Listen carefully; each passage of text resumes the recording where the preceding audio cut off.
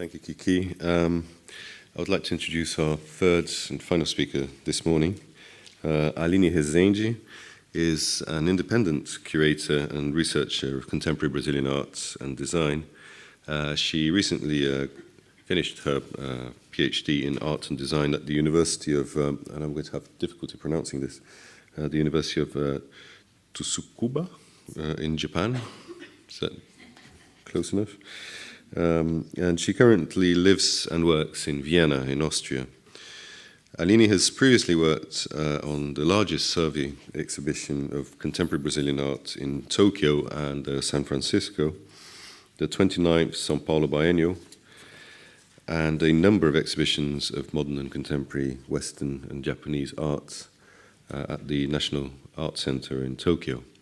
And her presentation is going to be looking at how the work of Mira Schendel has been kind of presented in kind of major surveys of Brazilian modern and contemporary art, particularly through her experience in Japan and elsewhere. So, Aline, thank you.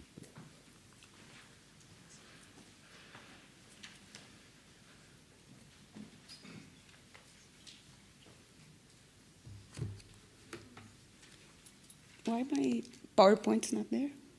Okay, good. Oh, hello. I'd like to know if you guys are bored already of listening to Mira Schendel's work. First of all, I'd like to thank Michael for the invitation to be here today, and also Tanya for this great opportunity, and Tate that's going to show Mira Schendel here in a great survey. So I'm looking forward to this exhibition, and luckily, it will be better represented and better experienced here than in my chances to experience her work. So after all the great talks we've been listening since yesterday about Mira Schendel's life, works, investigations, dialogues with different intellectuals and friends, I guess by now we are all experts in Mira Schendel's work.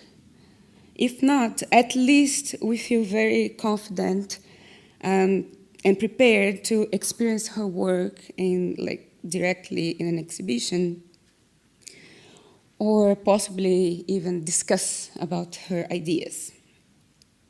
However, I wonder, how about those people who are coming here who have never listened to all the talks we've been listening these past 2 days? Or how will they see the exhibition and get in contact with her work for the first time? How would be their experience, and why should we care about this? I don't know about you, but my decision to start working with arts was based on a bad experience in an art exhibition, despite, of course, my interest in art and museums.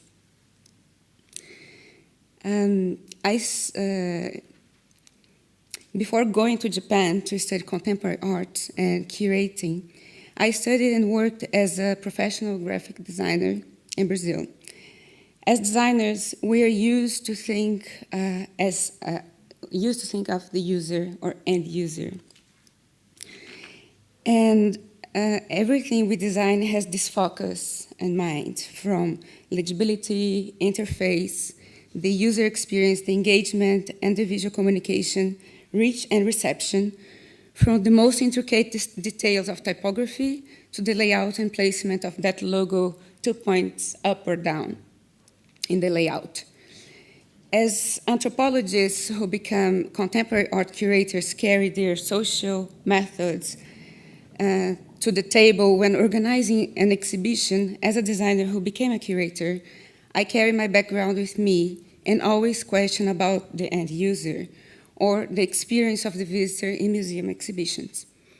So as a scholar, and now as an emerging curator, the question I am always asking myself is about the relevance and experience of art exhibitions to their audience. Is this work any meaningful outside and beyond the art world?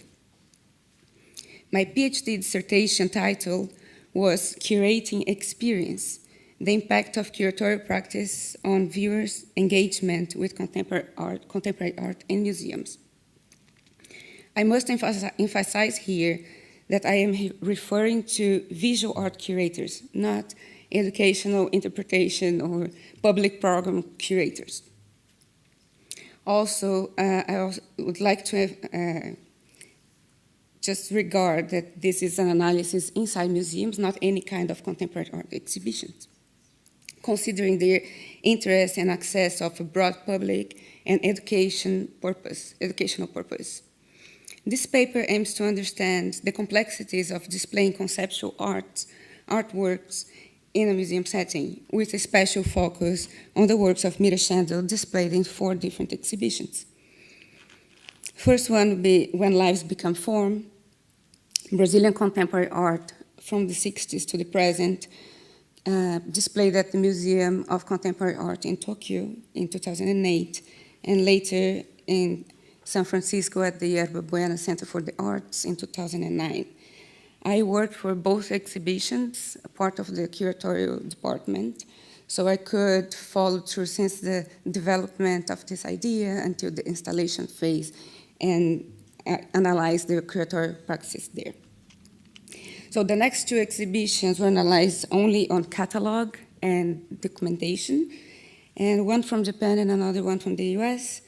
The first one is Brazil Body Nostalgia, which was presented at the National Museum of Modern Art in Tokyo, and the famous Tangled Alphabet, Leon Ferrari and Mira Schendel at MoMA, New York.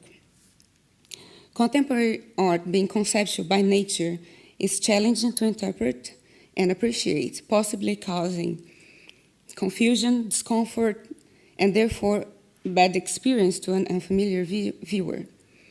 The interface between visitors and artworks was what triggered my questions regarding the experience of contemporary art in museums, considering curators as mediators between artworks and audience. The main focus of this research was on more practical aspects of observing and analyzing curators' response and attitudes to minimize the barriers of such encounters and the challenges they might face on displaying contemporary art in museums.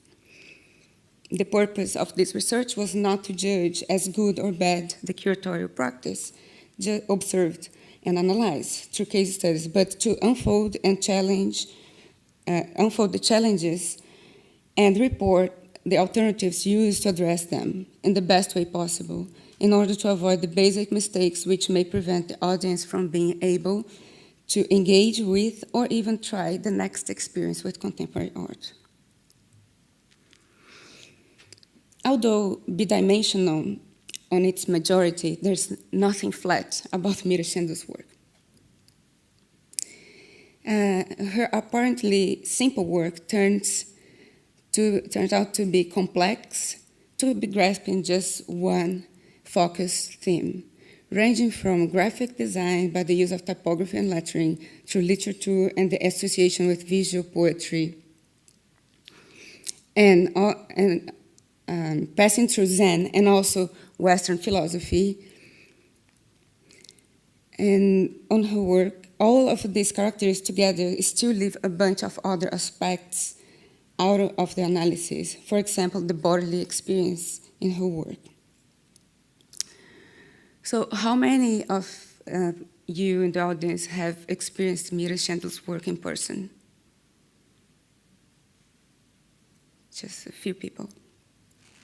So when you first experienced this work, did you have this in your mind? Is she Brazilian? Like, usually in exhibitions, Swiss-born Brazilian artist. Like, why is she Brazilian? And then later on, you're used to see all colorful Brazilian art, and then, is this Brazilian art? You might ask yourself. And later on, is this concrete poetry? Cannot read. Usually you can't find graphic elements in concrete poetry, but you still can find meaning. And in Mira Schendel's work, if you don't look more deeply, you can't really grasp the meaning.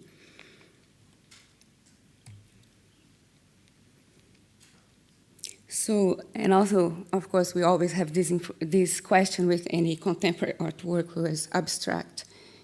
Is this art? One is Mira Schendel's work, and the next one is just a scribble from someone using the telephone. So that's the difference. Be sure, like, if you felt this way, you're not the only one. In a very small and simple statistic, out of 5 specialists in contemporary art, specifically in Brazilian art, I asked them, 5 of them answered no to my question of being specialists in Mira Schendel. 100 of them replied, I know her work and I am a great admirer of it, but I am not a specialist.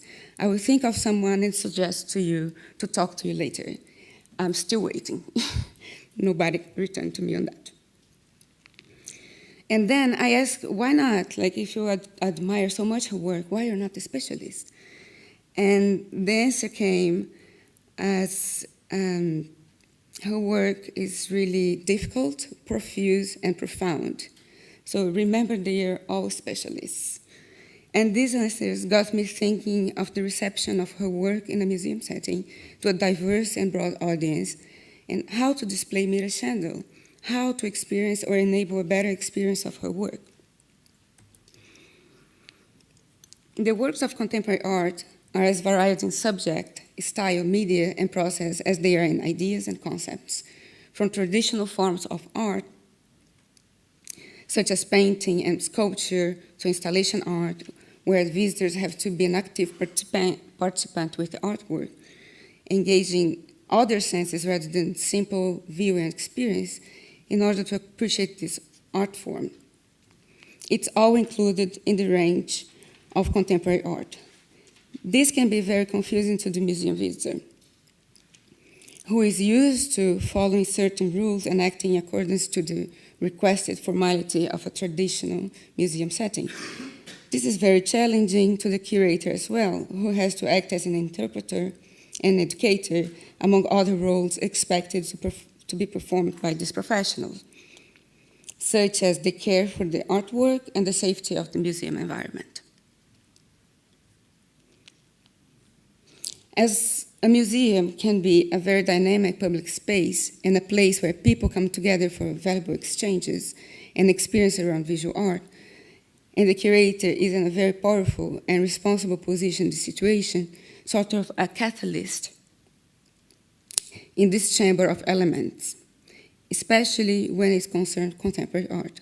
Contemporary art poses a bigger challenges to viewers, in the sense that in order to understand and deal with it, curators have to act as mediators between artists, art, and audience, bringing them together in an interesting and yet comfortable setting to display the arts, provoking a chain of questions and responses, initiating a dialogue, and perhaps increasing awareness of the world around us.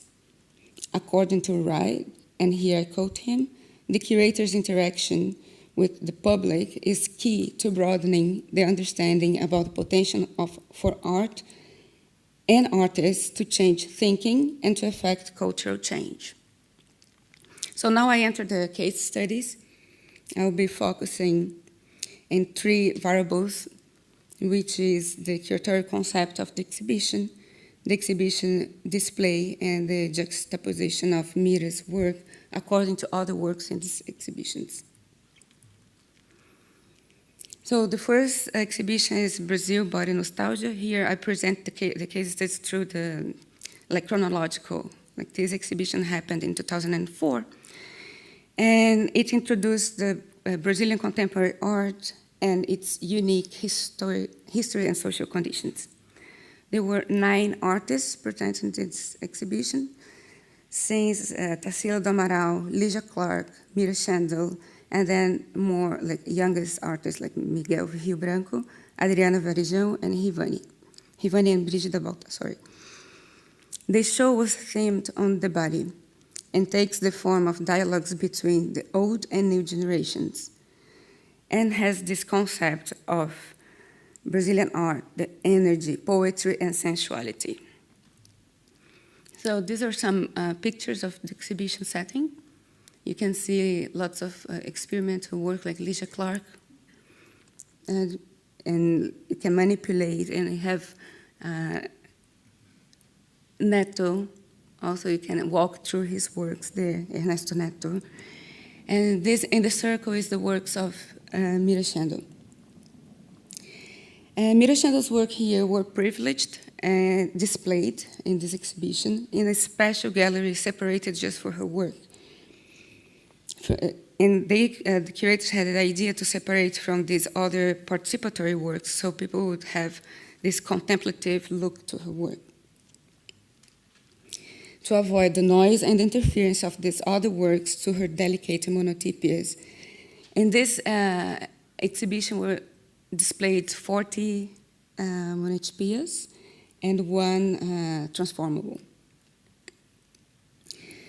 So, and the fact that the visitor spends most of the trajectory of this exhibition interacting physically with other artworks, such as Ligia Clark and Ernesto Neto, as I told before, it's quite confusing to relate those early transparencies with the body. I wonder how many people here are familiar with phenomenology. Does anyone know what phenomenology is? Yeah, just a few people. So possibly few specialists as like philosophers or art historians. But I doubt that this in Japanese audience seeing this work for the first time and in the context of a bodily experience exhibition would associate the body in Mira's work. There was no text or any explanation about this in the exhibition.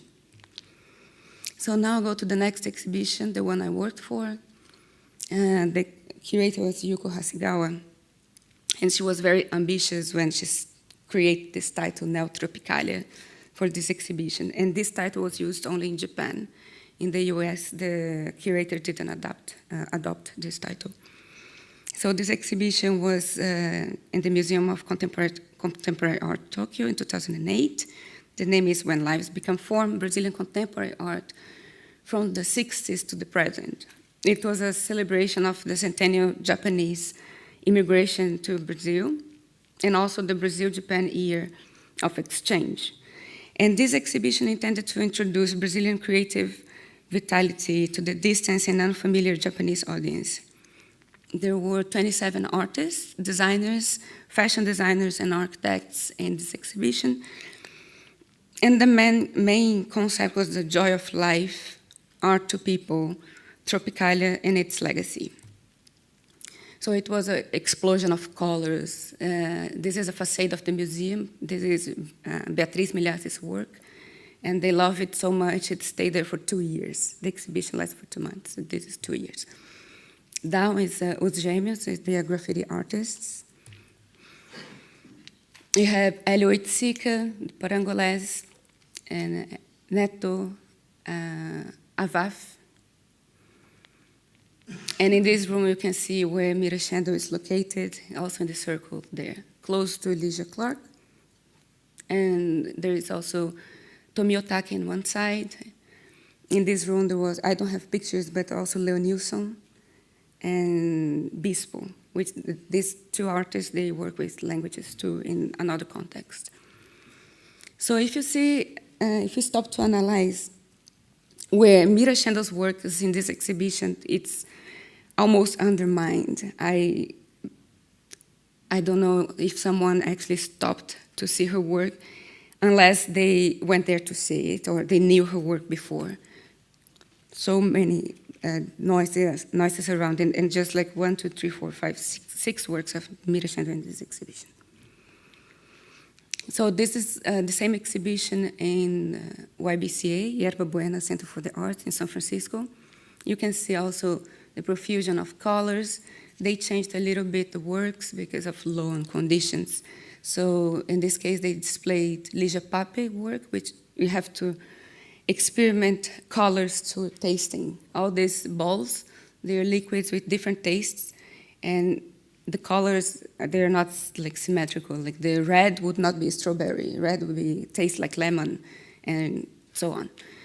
And all of this are displayed in the same, like the main gallery of this show. The show is, they have 3 galleries, and Mira Schendel, it's, you see the circle, the pink dotted circle there.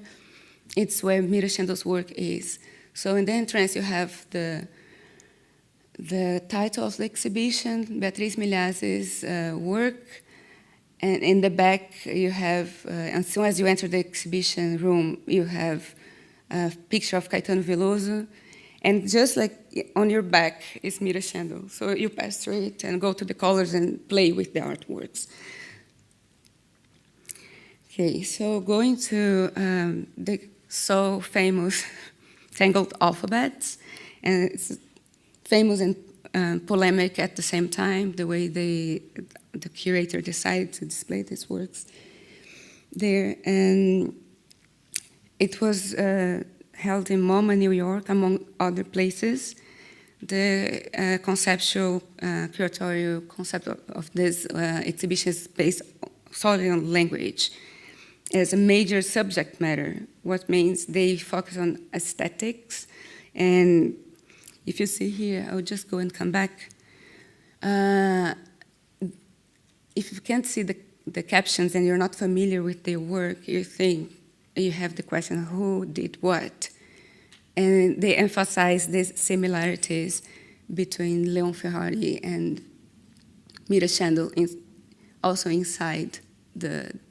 This is the website of MoMA exhibition, and this is pictures of the installation. So, anything else?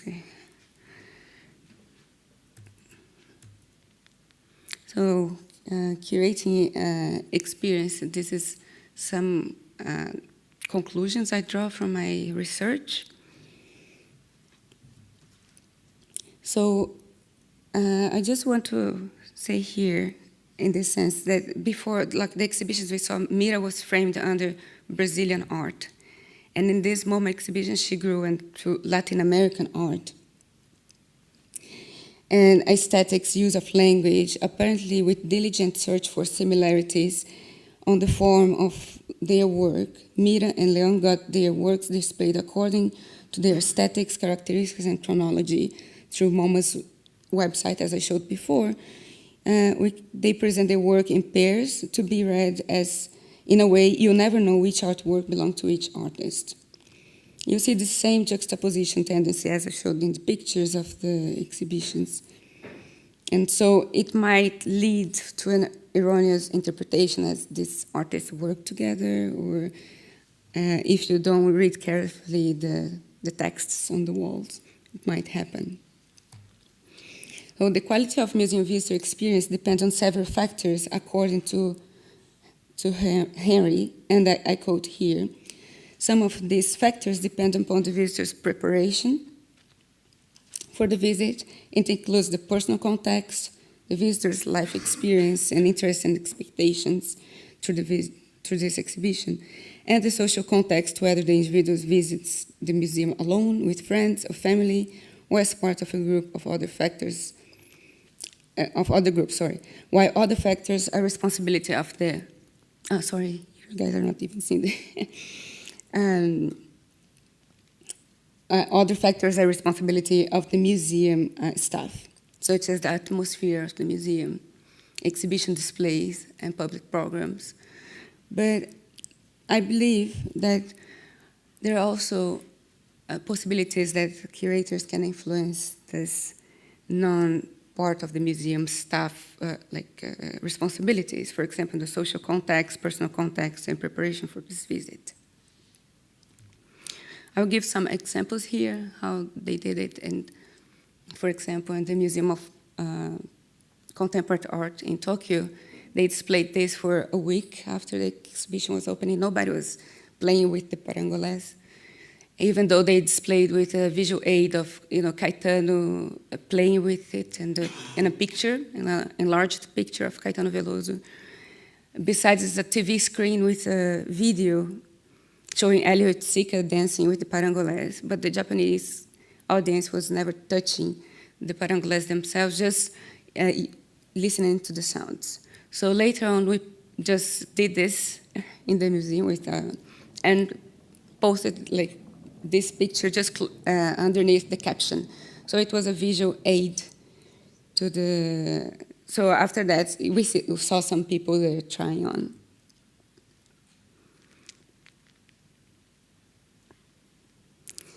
Another thing from the social context and familiarity, this is not the opening of the exhibition at the YBCA in San Francisco.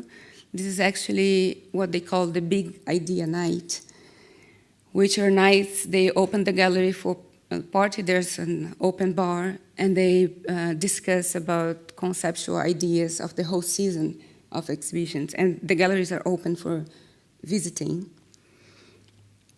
Another thing they did in San Francisco was putting all clusters of works, like participatory works were together, and video artworks are close together, so to just minimize the complexity of which works can I touch or not, for example.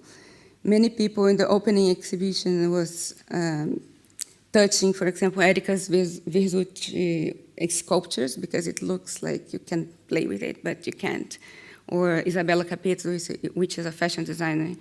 She had some carousel displays. It looks like a toy, but it's not. So you have to put them together in a cluster, and also someone walking around. They don't like guards in San Francisco, like someone guarding for the artwork, just someone walking around and kind of giving information to them. This is the experience of Elijah Pape's work there. And this is just like the works you cannot touch. See, the Erika Virtuti sculpture is this one. It's really at the corner here. So you can see that people are trying to manipulate the fruits there. So I presented this, like this visitor-centered curatorial approach, as a result of my research. It seems obvious, but it's undermined in the museum settings, in the visual curators as they are developing exhibitions. Usually they develop everything, they think about the concept and all the difficult scholarly texts they have to cope with.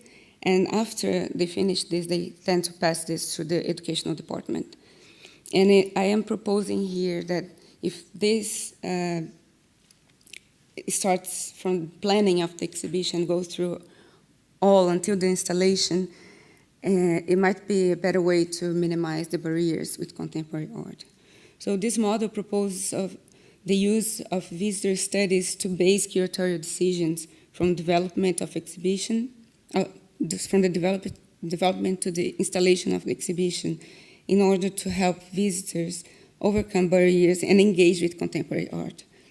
This table shows a possible impact of visitor-centered curatorial approach towards viewers' experience with contemporary art. The expected impact of this model is to enhance museum sustainability and the engagement with contemporary art. If curators know their audience and already have all the knowledge about the artist and artwork, most likely they will know better how to target the interpretation material, as well as how to select more relevant topics and interesting exhibitions to their audience.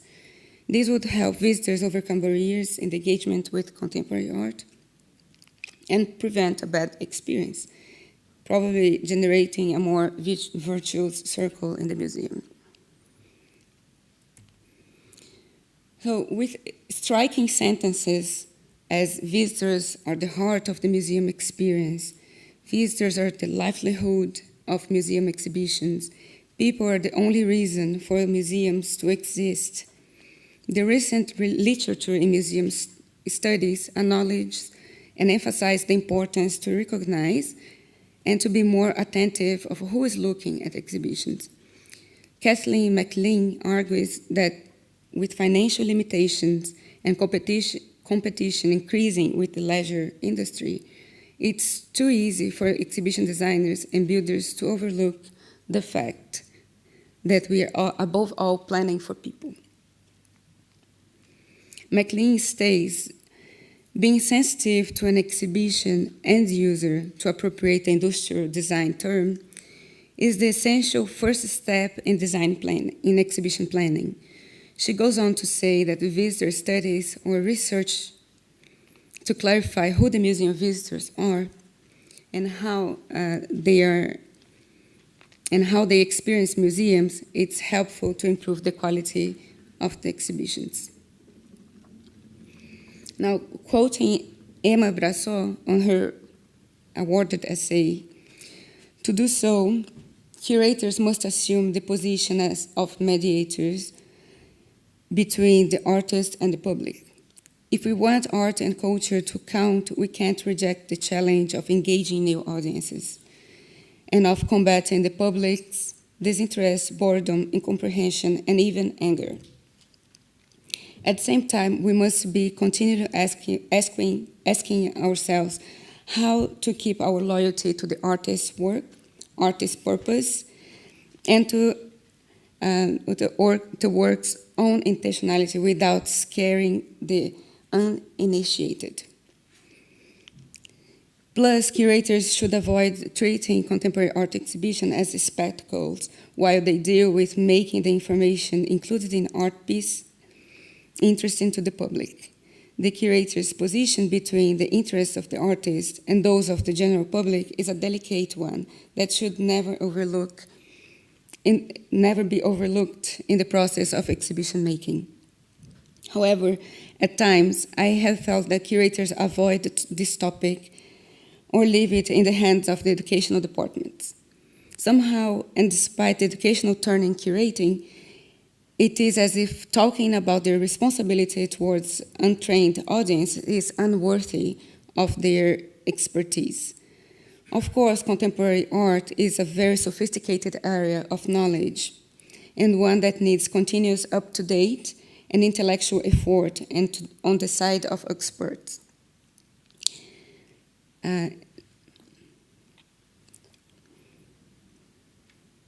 In spite of that, I will insist that to make art count in the broader picture, curators must confront the challenge of making their work proposable outside as well as within the professional sector.